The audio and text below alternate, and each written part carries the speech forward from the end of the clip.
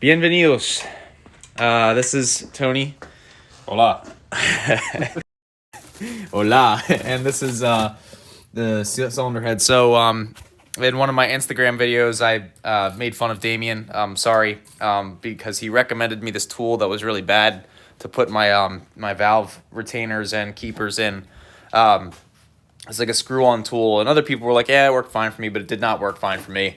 So what we have here is this this tool that you basically put on top of the valve, and you hammer it. You basically you put the keepers in there, and then you hammer the keepers into the retainer, and it's much easier. Not perfect, but you know, we're not a machine shop here. We're just, you know, out here. But it's crunch time. I have about a month until my first testing event, so I don't even know if I'm going to be able to get it tuned by then. I'm probably going to run the car in the stock ECU or learn how to tune it myself, because I want to get the car running. I need to make that first event to make sure the car is ready in H2 trim, even if it's slow. I need it to be reliable and I need it to run. So yeah, I'll get a video of us putting the valves in and get to work. All right, so what we're doing here is we're putting the retainer on top of the valves. We have the inner spring. These are dual valve springs from SuperTech. And then we're putting the keepers inside. So that's what Tony's doing right now. So these are the keepers, as you can see. Okay, so wait, before you do that.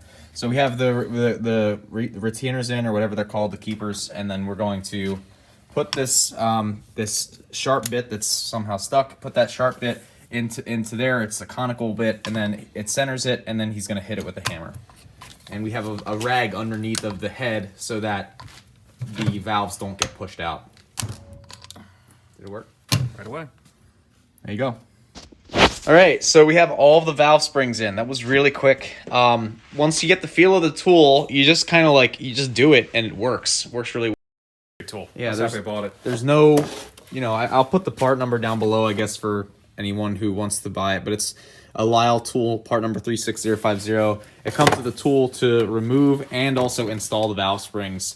So really trick. Thank you, Tony, for bringing that. Saved my life. So yeah, these are all the OEM valve springs. On the GSR, you have double valve springs on the intake, single valve springs on the exhaust. On the Integra Type R, the GSR intake valve springs are also on the exhaust. They are supposedly the same spring rate and the same springs. But because the GSR revs a little bit lower, and the cams are a little bit less loby, you don't need those those double valve springs on the exhaust side. The valves are a little bit smaller as well. So this cylinder head has been sitting around for months because I neglected it. And so there's parts everywhere. So now I need to go through the service manual and make sure I'm not messing anything up when I'm putting it back together. So that's what we're doing now. So we ran into a snag. I bought the wrong cams. So, you know, a friend of mine who's a racer sent me these, and you know, they said, like, you know, we think that they're ITR cams, and so I said, okay. You know, they sent me some videos, and they did their best to show me the condition of the cams and what the cams were, and I just kind of took their word for it and just bought them because I trusted them. It turns out that this one is actually a JDM V16A intake cam, and then this one is actually an ITR exhaust cam. So we have two different cams here. We were measuring the heights of the lobes for the caliper and comparing them to these GSR cams, and one of them was bigger than the GSR cams, and I was like, that's cool. And then the other one was smaller, and I was like, that makes no sense. So it looks like I have the wrong cams. That's okay, I guess, because I don't think I'm going to be able to tune the car before the first event anyway, so that just means I'm going to have to run the GSR cams, which is fine with me. Just as long as the motor runs and the car stays together, I really don't care. Then I can swap out the GSR cams when I need to, have the valve springs, and the hard work is done. But a little bit frustrating, but it's okay. We'll make it. All right, so thank you, Nate Bookbinder, for sending me these used Arp Head Studs. I will be using them in this motor. The bull even hooked it up with some Arp assembly lube, which is dope, because I don't even have to. Normally I just, you know, I think the old ones on my old H4 motor were actually also used from Con. Con sent me some, and For those, I didn't even have assembly lube, so I just put motor oil on it because you just want to make sure that the torque is constant. So I cleaned them off really well, put motor oil on them, tightened them by hand, and then put the head on. But these actually have the assembly lube, which is super bougie, very fancy. I normally don't do anything like that. So yeah, right now we are just pulling out all of the washers because there are washers for all of the studs. This is a cigar wrapper. That's a Padron. Padron makes a good cigar. More OEM head bolts. You can actually sell these on eBay, these head bolts. People buy these. I don't know why, but they do. And so you can sell them and make some money if you have some laying around. And people buy the used Arp Head Studs as well. So if you think you have a set and no one wants to buy them, you're wrong. Because I actually recently sold a set for an VTEC motor. So yeah, so right now we are pairing up all the washers. What I'm going to do next is I'm going to brake clean all of these studs, all the threads, so that they're really nice and clean before I put them in the motor, so that the torque is constant everywhere. And then we should be good to go. So that's it. All right, so we have the Arp Head Studs in. I cleaned the bottoms, and then I left the, I put assembly lube on the bottoms, finger tightened them as much as I could with just fingers, and then so now the tops are all taken off. The nuts and the washers are over there, and the OEM Honda head gasket is on.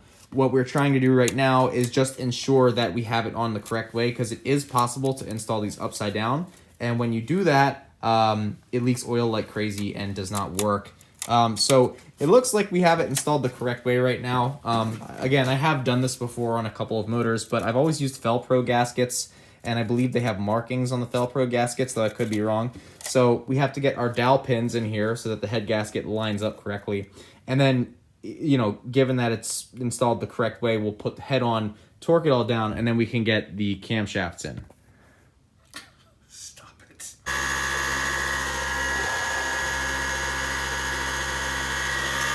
All right, so what we're doing now is this is the clean cylinder head with the valves all installed. No, we need to keep that on because yeah, it needs to charge up.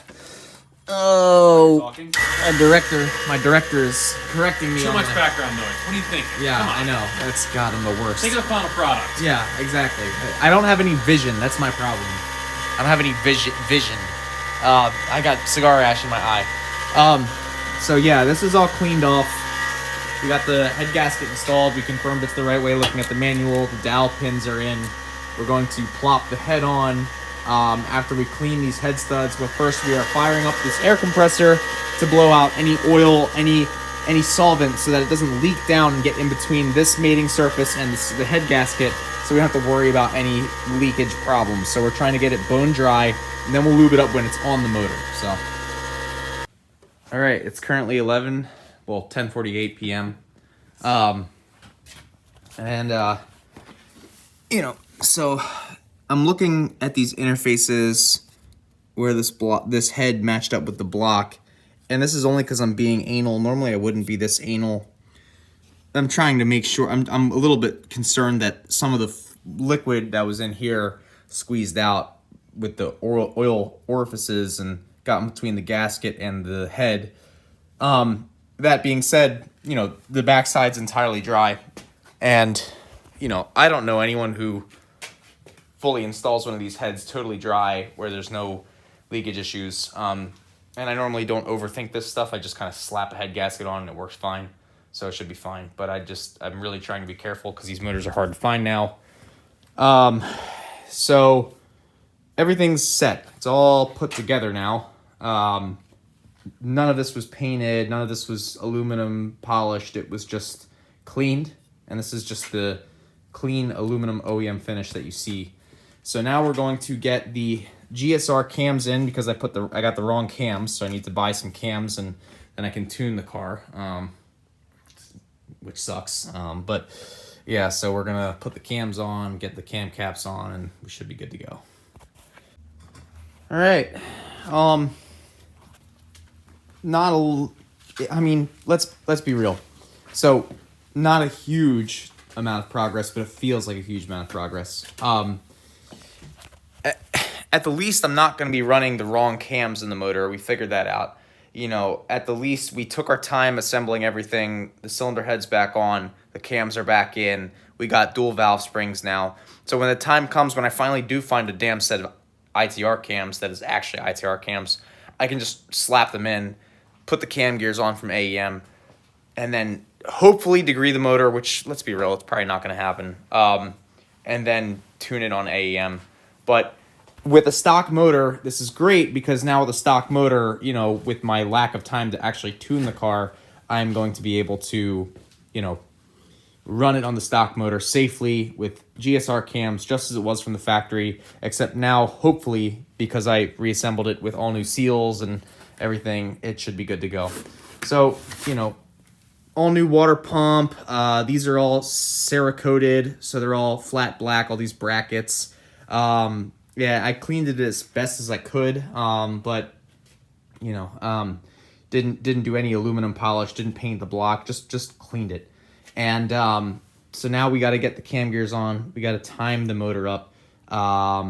You know, once we do that, we got to get this valve cover on. So Dylan Dewson, huge shout out to Dylan. Dylan hooked it up with all these parts. And then Dylan also, he sandblasted this valve cover. So it's just a completely bare VTEC aluminum valve cover now. So I'm probably just going to run it aluminum like that, like just looking like that. And then I'll get some screw-in AN fittings because I don't have a TIG welder, and I probably don't have enough time to wait for anybody who can TIG weld it to put it back together. But everything is torqued to spec, and all the valves are in. Everything's in. So yeah, so that's it for this episode. I'm going to go inside. It's 11:30. Tony's got to go back to Ben Salem, yeah, we're just gonna relax. This is, I'm happy with this. What do you think? Happy. Happy? A lot of progress. You think so? It's needed to get done, so good job. Yeah, I appreciate that. Well, thank you for coming over. And, my garage is a mess again, so that's nothing new. Next up is, I guess, timing the motor, so getting all of the pulleys on, getting the covers on, getting the valve cover on, the gaskets for the valve cover. We're going to be running an OEM distributor setup, OEM computer, all OEM for the first event as much as possible. Starting to slowly prep to get ready for the AEM stuff. So thank you for AEM for sending all that stuff out to me. I really appreciate it. And thank you everyone who's watching this. I really appreciate it. This isn't a groundbreaking build. It's just basically a naturally aspirated regular ass B series, but yeah. We also have to do the rear mainsteel. The rear mainsteel is old and leaky, but I have a new OEM one. Again, thanks to Nathan. So, people send me stuff, and I really appreciate it. I don't know why they send me stuff, but it's awesome. So it's great. Good night. Good night.